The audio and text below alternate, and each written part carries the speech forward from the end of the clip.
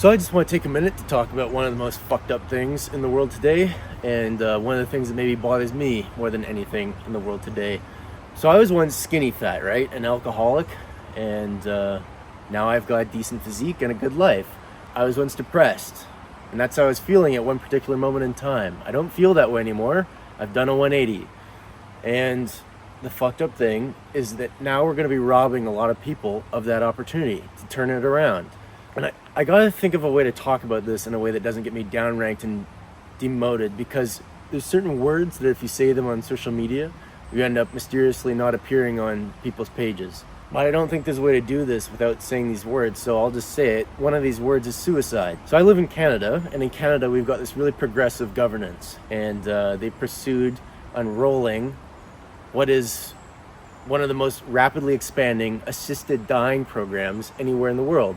And you can look it up, the numbers are insane. But it's happening elsewhere, it's happening in different states, it's happening in parts of Europe. And I just want to talk about the people that I've met in recovery who were once suicidal and are not anymore. And the implication of this, which is the very fact these people exist, should tell you a program like this shouldn't exist. That people, given their nature, given a little bit more time, can turn it around. We all know people who've taken their own lives, and we all know things could have been different. Given a little bit more time, we all know people who've done 180s.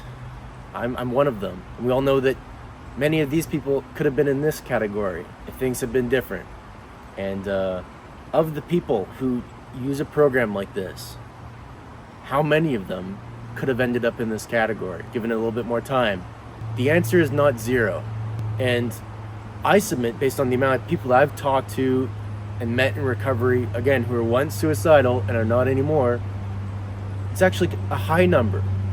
So we're robbing people of this opportunity, this chance to turn it around. And it's not a kindness, right?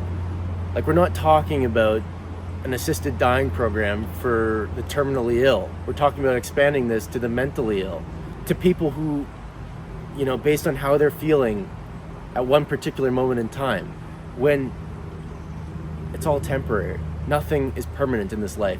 And there is a chance, everyone has a chance until they don't. And where does it come from? It comes from the same clutch, the same ideology, mindset. I know it's been done to death. It's like a cliche at this point. It's like a meme. But this progressive mindset in this regard is deeply regressive. It's a sign of a dying society, helping people end their lives. Like, you're sad, you're not happy with the way things are going, you're depressed, you don't think like you're ever gonna get ahead or own your own home or have a good life. Okay, good news, now you can end your life. We'll help you kill yourself. It's beyond fucked up. And it comes from the same mindset that comes up with schemes like Insight, safe injection facilities. Like, okay, you just got clean and sober, now you gotta walk past, like maybe on your way to your new job, your new life, this place that makes it easier for you to do drugs. What are we doing? Like, you're feeling suicidal? Let's open up a bunch of places that make it easier for you to take your own life. We need to think about all the people that we know in our lives who have turned it around.